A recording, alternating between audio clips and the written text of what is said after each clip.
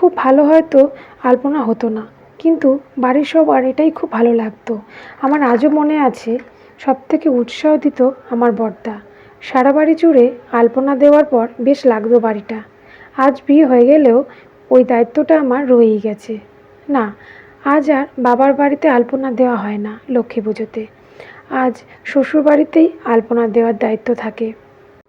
আমরা বাঙালি, তাই লাল সাদার থেকে কোনো রঙই বোধহয় প্রিয় নয়।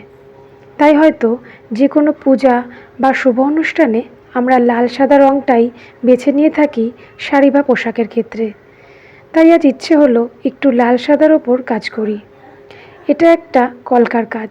কলকাটা আমি খুব একটা ভালো পারি না, কিন্তু নিজের কমফোর্ট জোনের বাইরে না বেরোলে তুমি কখনোই সেই জায়গাতে পৌঁছতে পারবে না যেটা তোমার জীবনের স্বপ্ন হয়ে আছে।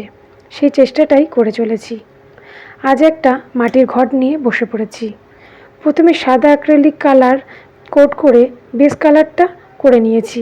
সেটা ভালো করে শুকিয়ে গেলে এবার আমাদের মেন কাজ শুরু। ঘটের ওপরে আলপনা করা আমাদের বাঙালির একটা প্রধান আর্ট ফর্ম এই আলপনা। ছোটবেলা থেকেই লক্ষ্মী পুজো এলে আমার একটা প্রধান দায়িত্ব ছিল এই আলপনা দেয়া। নিজের সারা বাড়ি জুড়ে আলপনা দিতাম। নিজের বাড়ির আলপনা শেষ হতে না হতেই ডাক আসতো পাশের বাড়ি থেকে। কথা বলতে বলতে আমার ঘটের আলপনাটা প্রায় শেষ হয়ে গেছে। লাল সাদার এই মঙ্গল ঘটটা কেমন হয়েছে তোমরা অবশ্যই জানিও। যদি ভালো লাগে অবশ্যই একটা লাইক আর কমেন্টস করে যেও, তাহলে পরবর্তী কাজ করার আমি উৎসাহ পাবো।